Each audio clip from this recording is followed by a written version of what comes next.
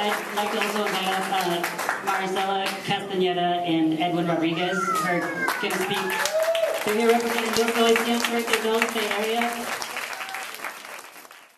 A clear minority that actually do all the work to connect with the people that is not in this room today. And I think that's a question that is need to portray in front of what we're doing. How we do that. Okay, so the first question on the context. In 2009, a Republican governor took office in Puerto Rico. Maybe you know him because he was part of the Republican convention recently. His name is Fortuño. He's like a shining star in the Republican Party because he's doing what the Republicans wanted to do here. The Republican also part, I guess, of the Democrat Party.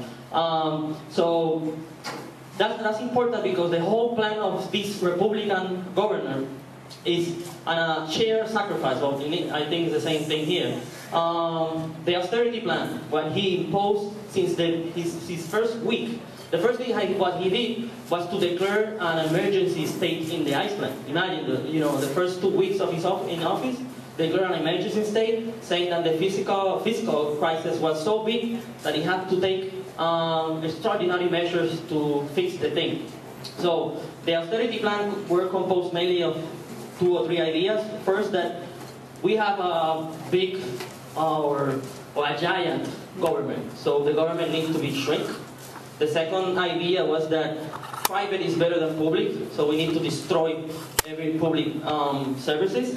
So the first year, 30,000 people out of the government were fired, in 2 or 3 months, And the third thing was to eliminate labor rights. And this is important. This is a logic that is not only a logic for the Republicans or the government in Puerto Rico. It's a global perspective of the ruling class. That the problem is not the capitalist rights.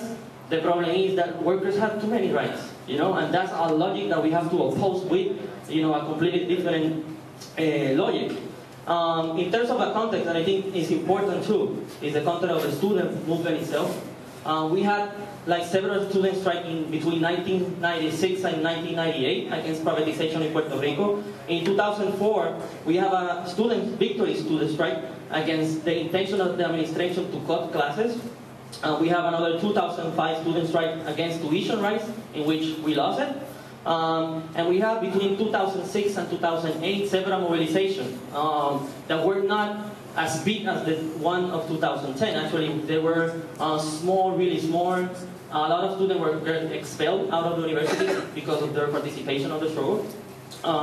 But that, victories and defeats set an important stage of learning as a movement, as a student movement, learning through the defeats. I think it's important to understand that even though sometimes we lost our struggle, we always win in the sense if we learn, out of the defeats. It's so important. And I was a part of the 2005 strike, and something that we learned at that strike is that you need to be really good organized before launching something that, like as a general strike or something like that. We were not at that position in 2005, in which we actually organized the first day of the strike. We were so 200 students show up, and then we start to organize our first committee during the strike. And for us, what's so important what happened in 2005, because that was the lessons that we took with us in 2010. The second question about the social forces, obviously the austerity plan was faced with anger by people. First by the labor movement, who were talking and discussing and organizing in some way for general mobilization and what they call a national strike at that moment. So our first task as a student movement was to organize in solidarity to the labor movement. And that was an important context for us, not only to concentrate in student issue or university issue, but also expand in some way the view of the things that were happening inside the university and connect it with other struggle. Another part of the social forces, in the term that I'm using, is the gay movement inside the university. And I say it was important because during 2009 and 2008 and 2009, some committees for gay rights inside the university developed, and they were part part of the movement as an independent force. And actually in the negotiating committee, they have a seat there. So they gave Accreditation were part of the negotiating as an independent force, and it was important for us to show support and be part of that movement too. The same thing we can say about feminist group, who actually helped the movement to be less sexist. And that was so important for the discussion, for the whole thing in the university, because the majority of the university is composed by women right now, the UPR, but also because we know that a tactic to divide people is through sexism, through homophobia, and that was important before the 2010 strike, that we were able to make all of those connections, that we were part of not only around a movement to defend university, but also to defend human rights and to defend the rights of everybody.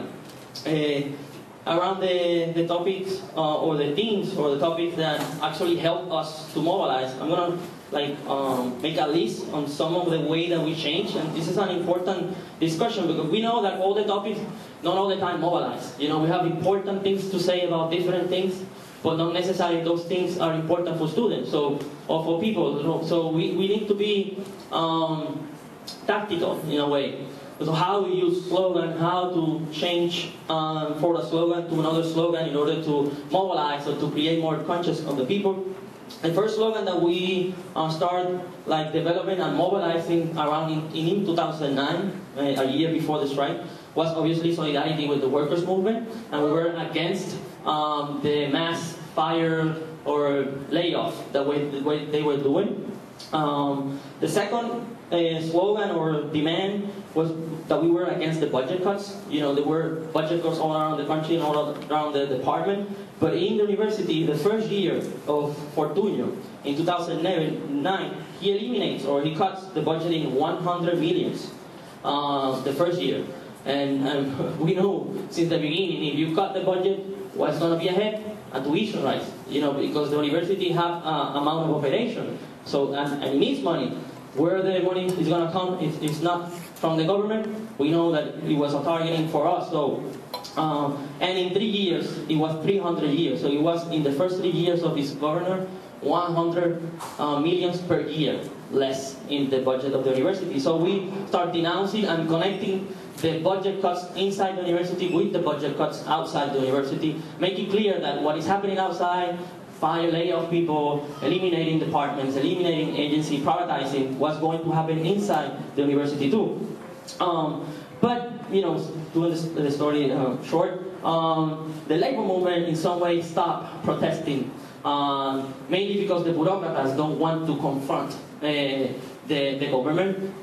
We have this national strike in October 15, actually the same day, October 15, in which it was so huge and was so powerful.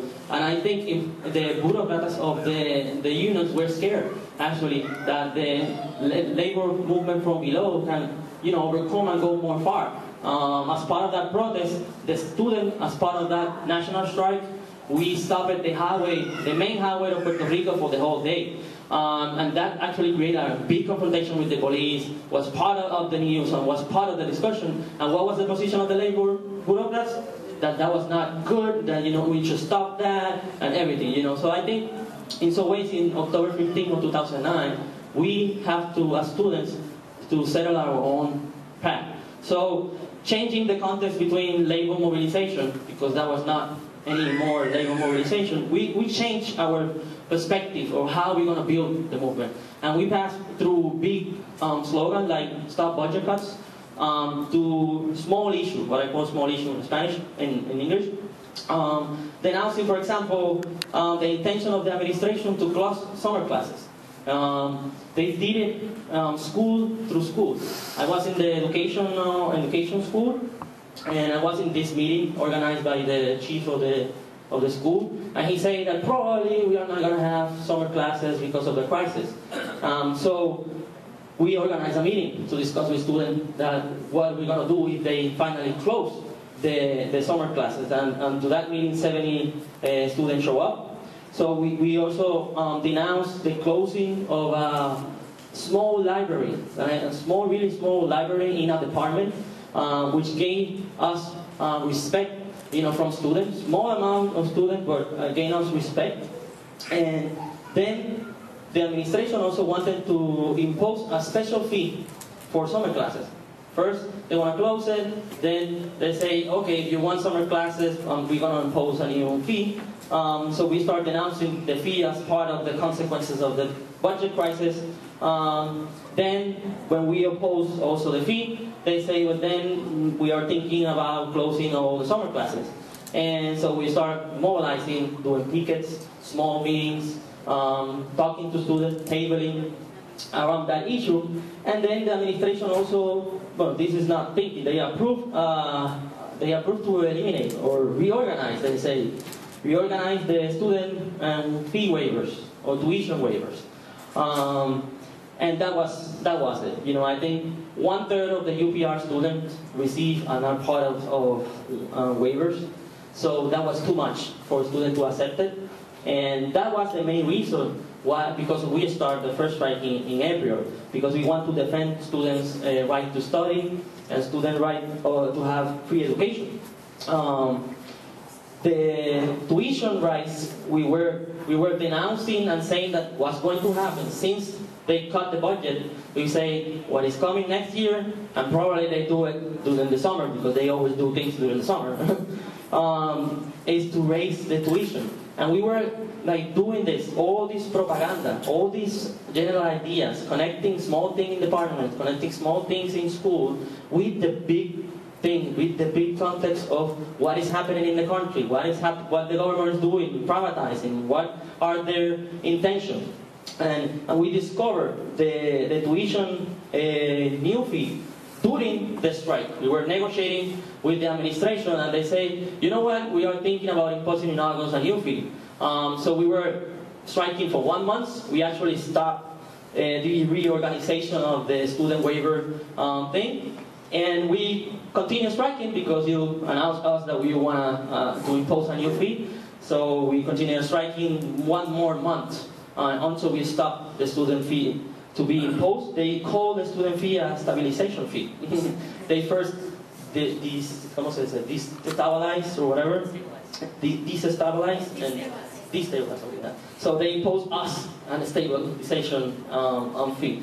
And I think that's, you know, for us like a scheme of how sometimes you have to change your slogan, you have to change the way you approach things in order to connect with people, because the question for us as the minority that we were, because we were a really minority, I always say that we were only two of us, one other student and me, because that we start tabling alone, organizing and going class to class talking with students.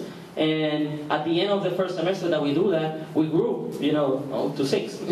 From 2 to 6 after a semester, you know, doing every week. So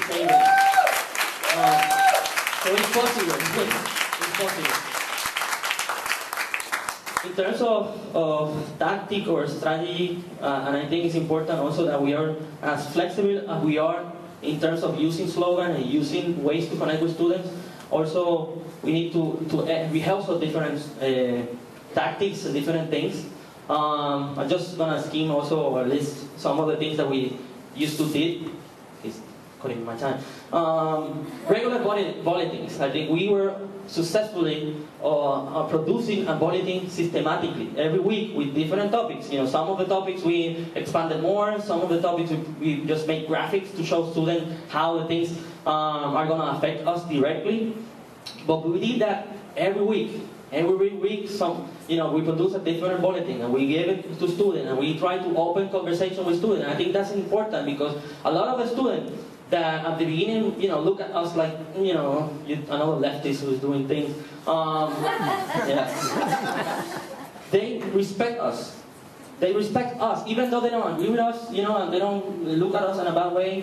They respect that we have the courage to stand up and be there every week, you know. And I know it because after a week of striking, after a year of striking, some of those same students became part of the movement, you know, became part of the striking movement. And they say, sometimes they say it openly in General Assembly, I was against the strike at the beginning, but in the process I was convinced that it was the right thing to do. You know, so it's important not to lose hope and to do the job.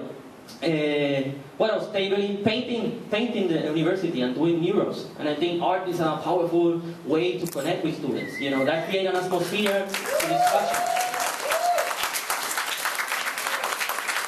People will ask, what are you doing? Or what are the team discussion? You know, and it's important to do this kind of thing. We also did a campaign in the school. We stayed in a part of the university for 1 week, and we were small. I felt that we were like hippies in some way, you know, trying to emulate, you know, but at the same time, it was useful for us inside the movement, inside the small group, because it gave us time to discuss. It visualized us, you know, that everyone who get in the university that week knows that something is happening because those small bunch of students are camping, you know, and we create discussion in school, in inside classes, even though they were not part, they were asking what is happening, what are those students doing. So I think it's important to think how we're going to visualize, you know, that we exist as a force, small force, but as a force. How are we going to do that? And I think that's a question. And also, it was a space to allow students to join, to feel that they're part of the thing. Teaching or walkouts, I think, are important. Sometimes students don't want to lose, you know, classes, and professors don't want to stop classes, and I think in the state it's worse than in the UPR. So convince some students to give their classes outside the classroom. So also visualize that something is happening, that the university cannot be in a regular mood, you know, where they are doing all the attack. And I think it's important to create that atmosphere, that something is happening here, and that we understand for it. We go also picket, we go class-to-class conversation. I was asking yesterday if that's possible here. I know maybe some professors don't, but for us it was so useful to knock the door, ask the professor for a minute or two, and try to address what is happening. You know this is happening in the university. When you go out of that classroom, probably the conversation of the class is going to change. Okay, so I was not, you know, what I'm trying to do, I have to explain it, is not to give a history of the strike, because I can do that, you know. We won the first strike, we lost the second strike, but we were a mass movement, because we were a small minority who stand up and show people that struggling is possible, and that also winning is possible. And I think that's, for me, the message. Wrap up, which is finished. The only last thing, which is I think is important, they threat us with the thing of the accreditation too, you know. They use it as an ideological weapon against us. And this is an important thing. This is an historic weapon of the privatizer. It was used in the UPR in the 80s. It was used during the 90s, you know, and it's been used since the new century to destroy public university. We cannot allow them to do that. You know, they use the whole thing of the accreditation, that your bachelor is not going to be recognized, that you're going to lose all your money, to destroy our confidence. To destroy our confidence that we can change this university in a different thing. And actually, one of the things that affected us in the second strike was that a lot of professors and a lot of students eat that shit. You know, and I think we need to put, you know, to do a lot of our job of destroying the argument of the accreditation, because that's an ideological strong weapon.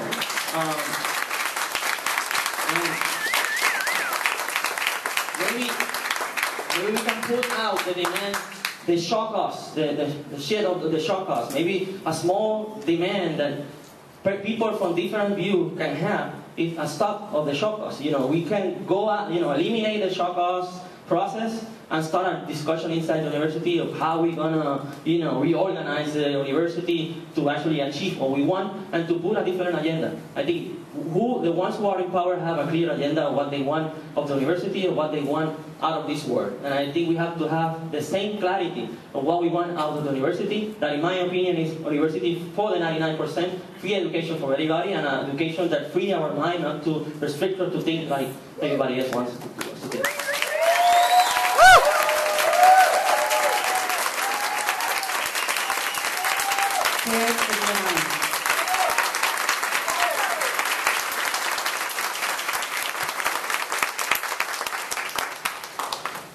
Okay, our next speakers are going to be the spokespeople for Yo Soy 132 Bay Area.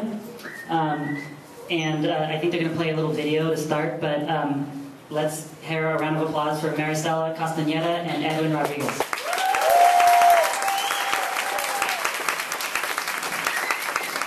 Thank you, thank you. So right now we're gonna play a little video. I think it's like 4 minutes or maybe longer, just to put in context what we're gonna be talking about. So the video is starting now. Turn off the light. As well. Yeah, the lights, please.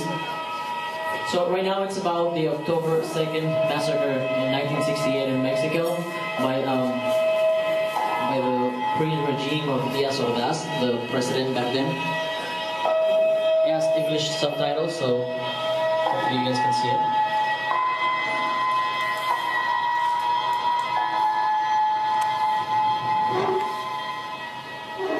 Afortunadamente, el operativo cuidamos de calificarlo de limpio.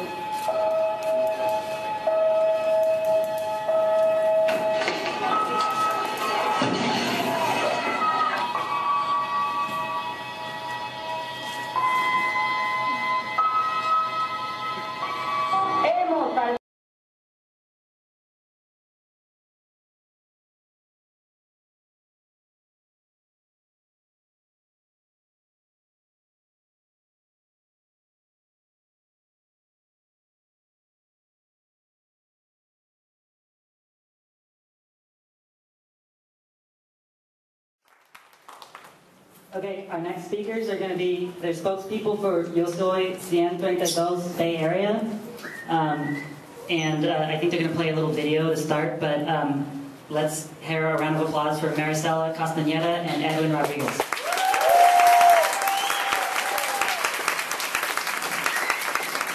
Thank you, thank you.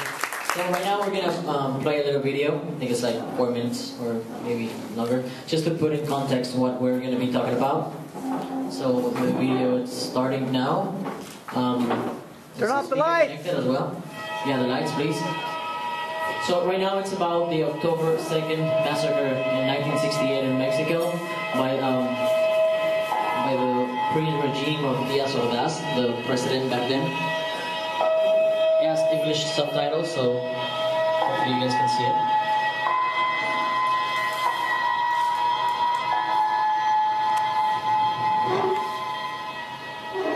Afortunadamente, el operativo cuidamos de calificarlo de limpio.